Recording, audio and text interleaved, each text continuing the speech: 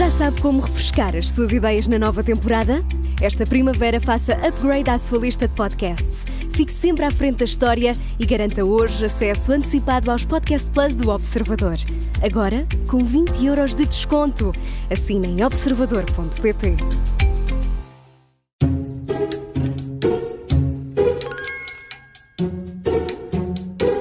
Este é o som da Comissão de Inquérito das Manhãs 360. Esta quarta-feira, nosso convidado João Ferreira, do PCP. Bem-vindo. Obrigada por ter aceitado o nosso convite. Bem-vindo, bom dia. Sabe ao que vem? Mais ou menos. Mas está com ar de desconfiar. São 5 perguntas, por cada resposta certa recebe 5 pontos. Se pedir a nossa ajuda e acertar, só recebe 2. Se não responder certo, 0 pontos. Ontem, o Pedro Alves do PSD fez 14 pontos. O máximo são 25. Ok. Vamos a isto? Até hoje ninguém fez 25. Até hoje ninguém fez 25. Vai ser hoje, vai ver. É hoje. É hoje, João. O João Ferreira é há anos vereador na Câmara de Lisboa. Vamos ver se tem presente os símbolos da cidade.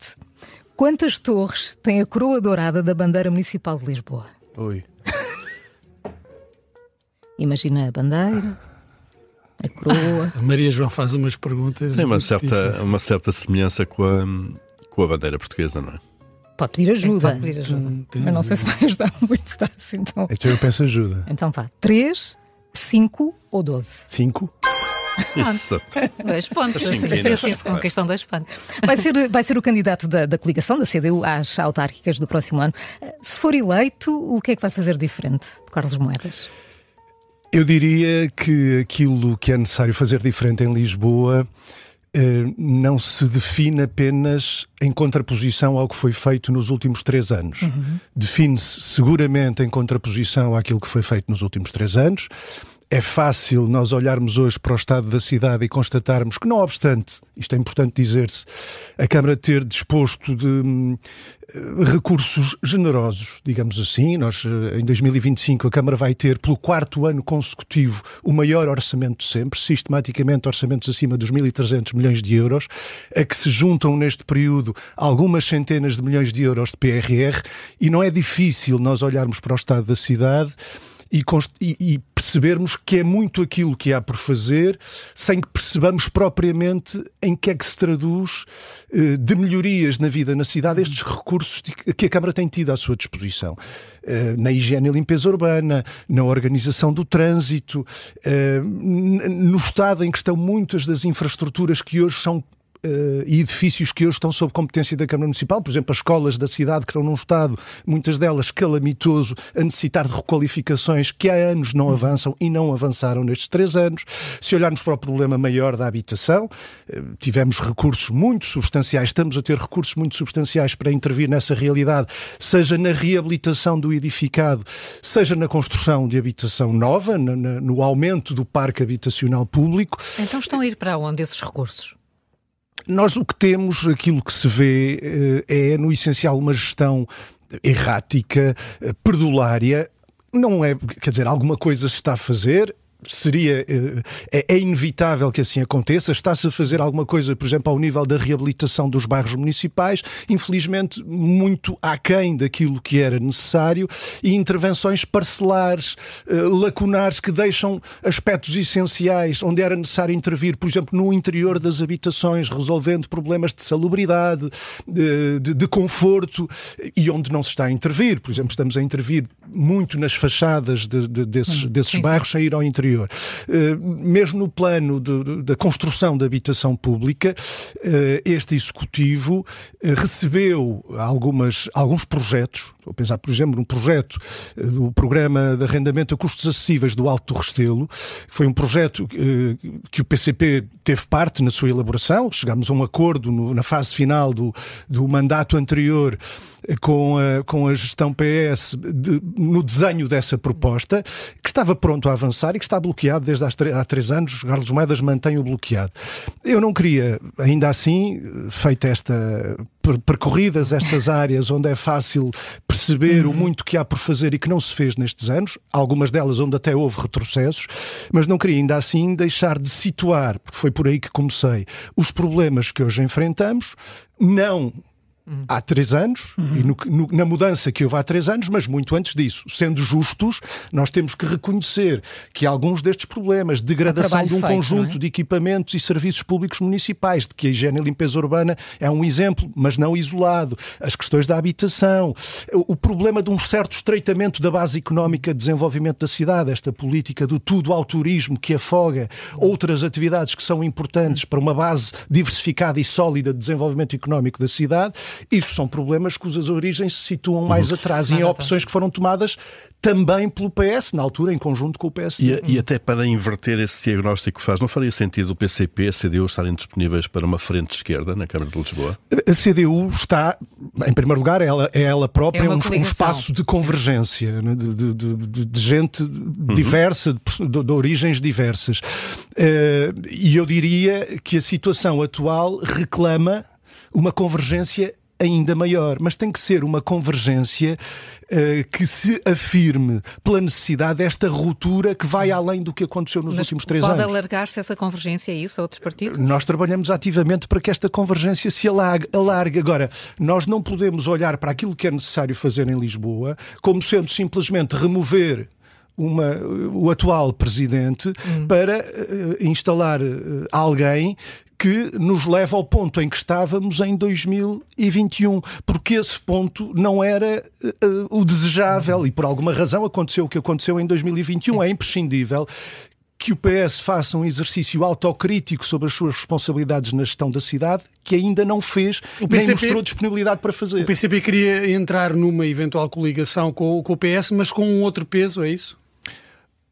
Eu acho que, até olhando ao que foi a experiência histórica da coligação em Lisboa, é positiva, mas é importante olhar para essa experiência e perceber que ela foi construída, essa coligação, com uma relação de forças à esquerda em que o PCP era a principal força de esquerda na cidade. Isto em 1989. Em 89, o PCP era a principal força de esquerda na cidade. Não é indiferente para o resultado dessa coligação que assim tivesse sido. Teria certamente sido de outra forma se a relação de forças à esquerda fosse outra. E, portanto, todos aqueles que hoje desejam uma mudança na vida na cidade, e são muitos, têm que perceber que a ruptura que é necessária não é apenas com os últimos 3 anos. Nós temos que romper, por exemplo, com um plano diretor municipal que foi acordado no tempo de uma gestão PS com o PSD, que está na origem de muitos dos problemas que nós hoje vemos à nossa volta. Sim. Da especulação imobiliária, da expulsão da cidade de amplas camadas da população. Temos que olhar para os efeitos de uma reforma administrativa decidida, feita em 2012 por António Costa com o PSD, que está na origem de muitos dos problemas que hoje vemos na cidade, os problemas da recolha do lixo, da limpeza e higiene urbana na cidade, as descoordenações que existem entre Câmara Municipal e juntas de freguesia. E, portanto, sem resolver, sem atacar estas causas de fundo de muitos dos problemas que hoje vemos, nós não vamos conseguir verdadeiramente resolvê-los. Podemos ter uma alternância sem que isso corresponda a uma verdadeira alternativa. Muito bem, vamos aguardar aí, vamos seguir em frente. Vamos continuar a falar de 2 pontos, já continuando a falar das autárquicas. Penso que esta é fácil. Quantos municípios lidera neste momento a CDU? 19. 11 das quais vão ser obrigadas a mudar porque termina o ciclo de 3 mandatos. Imposto pela lei da alternância de mandatos. A mudar de presidente. De presidente, sim, claro. Candidato. Em todas as eleições há coisas que mudam, claro, e há coisas que não mudam mesmo mudando os presidentes. Sem dúvida. Isto é uma dificuldade acrescida para a CDU, esta obrigatoriedade de mudar de candidato, porque o PCP e a CDU têm perdido ao longo do tempo muito poder autárquico, que sempre foi uma bandeira do partido ou da coligação.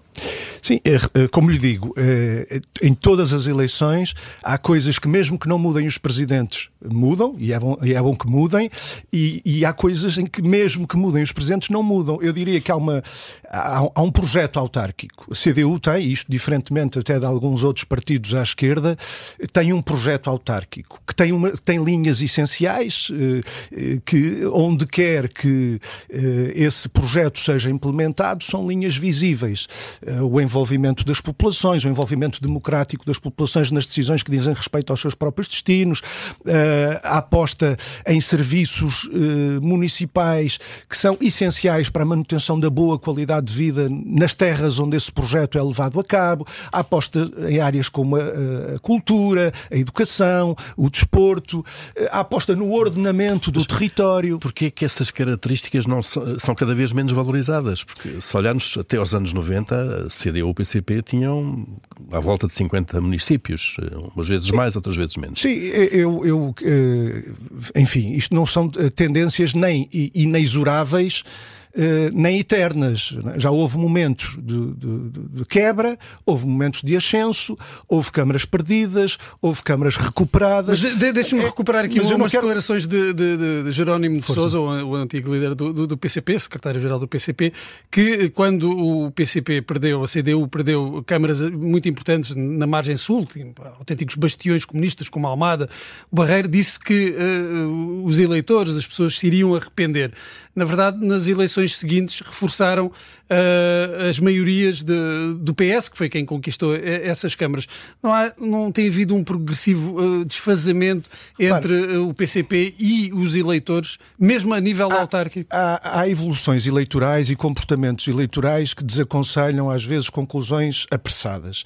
Em alguns dos municípios que refere, por exemplo, o que aconteceu foi que a CDU manteve votações muito altas, podendo até ter crescido, e houve esvaziamentos de partidos que encheram o PS. Nomeadamente do PSD. É muito difícil, em algumas zonas onde o PCP disputa câmaras, por exemplo, com o PS, seja para as manter, seja na perspectiva de as recuperar, há fatores que é difícil para nós controlar. Nós conseguimos, em muitos desses municípios, fruto de um reconhecimento do trabalho autárquico, ter votações que são 3, 4 e mais 5 vezes superiores àquelas que temos noutras eleições. Ora, isto não é senão um reconhecimento do valor de um projeto e de um trabalho autárquico. Simplesmente isso nem sempre chega. E há situações, por exemplo, essas que digo de esvaziamento de partidos à direita, do PSD e de outros, que vão encher o PS e que fazem com que o PS, não obstante a CDU ter uma votação alta, tenha uma votação ainda mais alta. Ficar com menos câmaras do que estas 19 que tem atualmente será uma derrota para o PCP? A perspectiva com que a CDU intervém nestas eleições não é a de perder câmaras, é a de manter as que tem e de conquistar novas câmaras. Portanto, será uma derrota? Eu queria ainda não deixar de responder, quer às suas, quer à questão que há pouco o Paulo Ferreira levantou. É importante também percebermos o quadro de constrangimentos que hoje se abate sobre o poder local. É verdade, dirá, bom, mas abate-se sobre todos, não é só sobre as vossas câmaras. É certo, mas num projeto que tem características diferenciadas face a outros, há um conjunto de constrangimentos financeiros, de atirar para cima dos municípios um conjunto do poder central. Eu não estou a dizer, quer dizer, são fruto de aplicação de opções políticas de quem tem assumido o poder central, que são nocivas, têm consequências nefastas para o poder local. Por exemplo, as condições em que foram atiradas para cima dos municípios um conjunto de competências em áreas fundamentais, desde a saúde, a educação, a ação social, sem que os municípios tenham hoje as condições para fazer face a essas competências. É evidente que isso cria um conjunto de expectativas nas populações, que depois, muitas vezes, os municípios não têm os instrumentos, não têm os meios para estar à altura de responder a essas exigências. Claro, quem detém o poder central tem sempre outras formas também de lá chegar, seja por promessas que faz, embora nem todas cumpridas, seja... E, portanto, também há aqui um espaço de intervenção que têm partidos que têm assumido o governo, a dinâmica do poder, que a CDU não dispõe. Temos que avançar, ainda temos três perguntas. Vamos vai agora, com 7. Vai com 7 e agora vai para um espaço que também conhece muito bem, o espaço europeu, porque foi eurodeputado muito tempo. Quem foi o primeiro comissário europeu português? 1986. Cardoso e Cunha? Isso mesmo, isso Muito mesmo. bem. Repetiu o mandato, primeiro com pescas e depois pequenas, médias empresas, artesanato e por aí fora. Vamos ter daqui a pouco formalmente uma nova comissária europeia portuguesa, Maria Luísa Albuquerque. O PCP teve muitas dúvidas em relação à escolha por conflito de interesses. Está sanado depois dos esclarecimentos que a própria fez aos eurodeputados? As reservas, as dúvidas que o PCP tem e até as discordâncias, porque não votou favoravelmente este colégio de comissários, podem ter que ver em parte com as questões que referiu, mas não só com isso, tem fundamentalmente que ver com o que é o posicionamento político desta e dos outros, do conjunto do colégio de comissários, daquilo que é o seu mandato. Esta comissária será eleita com base numa carta de mandato, no fundo um caderno de encargos, onde está definido aquilo que ela terá de levar por diante. Foi isso que ela defendeu nas audições que teve nas várias comissões especializadas do Parlamento Europeu, e as divergências que temos face a Maria Luísa Albuquerque e a outros comissários situam-se aí no terreno concreto. São ideológicas e não têm propriamente a ver das políticas que ela vai prosseguir. Por exemplo, uma questão muito abordada. A Comissão Europeia tem, desde há muitos anos, a intenção de avançar para a criação de um mercado pan-europeu de fundos de pensões. Isto é algo, fazendo-o até sem ter aprendido aparentemente nada com a crise financeira que rebentou em 2008 e que, da noite para o dia, deixou milhões de pessoas pelo mundo fora que tinham apostado nessas soluções sem as poupanças de uma vida. E, portanto, isto implica a intenção de cavalgar sobre um setor público e que, do nosso ponto de vista, se deve manter público, que é o da segurança social, e transformar num mercado, portanto, limitando, é essencial para dar espaço ao mercado, limitar o sistema público, universal, para abrir espaço para esse mercado. Ora, esta Comissão defende isso ativamente, já fez várias tentativas para o conseguir, mais ou menos conseguidas. Carlos Moedas deu passos nesse sentido quando esteve na Comissão Europeia, criou um instrumento desses para os seus trabalhadores na Comissão Europeia. Não tem a ver com a pessoa, tem a ver com as políticas. E é um exemplo de algo que nós não se poderia esperar do PCP que apoiasse este tipo de abordagens. Não é? Vamos à quarta pergunta. Agora vamos virar aqui a agulha para as presidenciais. E a pergunta é: quem foi o candidato apoiado pelo PCP às eleições presidenciais de 2016? Edgar Silva. Está certíssimo. Certíssimo. Só tivemos uma segunda volta em eleições presidenciais por uma vez, em 1986, há 20 anos. Que vai fazer 20 anos que não há um presidente de esquerda, ou oriundo do espaço da esquerda. Não estaria na hora do PCP se juntar às forças às restantes forças da esquerda e unir-se em volta de um candidato presidencial? É verdade, como diz, que há 20 anos que a presidência da República está nas mãos da direita. Isso não aconteceu nunca, em nenhum dos momentos em que se decidiram as eleições, por falta de comparência do PCP, entendido aqui comparência não apenas como apresentar e propor um candidato, que procurasse mobilizar em torno da ideia de cumprimento da Constituição, da perspectiva que temos do exercício dos poderes presidenciais e agregar em torno disso o máximo de eleitores possível, mas de intervir no debate para procurar cortar campo aos candidatos da direita. Nem todos. Vou dizer de uma forma simples. Fizemos tudo o que pudemos para que isso não acontecesse. Tudo. Outros não fizeram a mesma coisa. Aliás, basta olhar... A que se refere? Estou-me a referir concretamente ao PS. Basta ver a forma como o PS escolheu intervir em cada um desses momentos. É certo que nós tivemos momentos em que era evidente que havia um candidato forte à direita e, portanto, o desafio era à partida exigente. Como Marcelo Rebelo de Sousa. Marcelo Rebelo de Sousa ganha a primeira vez com pouco acima dos 50% de votos, o que mostra que teria sido possível, no mínimo, uma segunda volta perfeitamente possível. Desta vez que não aconteceu. O PS diz que quer indicar um candidato ao contrário. A estratégia que o PS escolheu para ir a essas eleições claramente não contribuiu para que essa segunda volta acontecesse. Houve aqui um certo demissionismo do Partido Socialista que contribuiu para a situação que tivemos nestes últimos 20 anos. Algum destes nomes que têm sido apontados à esquerda, Mário Centeno, António José Seguro, poderia merecer o apoio do PCP? Acho que estamos ainda muito longe das eleições para que estejamos agora a discutir esses nomes, esses ou outros. Não é? Sendo certo que aquilo que aconteceu das 2 ou das 4 vezes em que se decidiu, das últimas 4 vezes em que se decidiu quem ia ocupar o lugar de Presidente da República, seria bom que não se viesse a repetir aquilo que disse há pouco, ou seja, que todos aqueles... Era importante que todos aqueles que reconhecem que a importância de ter na Presidência da República alguém verdadeiramente comprometido com a Constituição da República e com os valores nela inscritos, que fizesse tudo o que está ao seu alcance para que isso pudesse acontecer. E nós percebemos nestes últimos 20 anos a importância de ter na Presidência da República alguém comprometido com os valores e ideais inscritos na Constituição da República. Nos primeiros 10 anos de Cavaco Silva, porque eles foram afrontados como nunca até então e como nunca até hoje, nestes últimos 10 anos, porque apesar de ter o nível de confronto não ter estado no mesmo patamar, no mesmo patamar de confronto com a Constituição da República. Apesar de não ter estado no mesmo patamar, ainda esta semana, na segunda-feira, pudemos ver o desconforto que o atual Presidente da República afirmou sentir com a Constituição que jurou defender e fazer cumprir. Quando?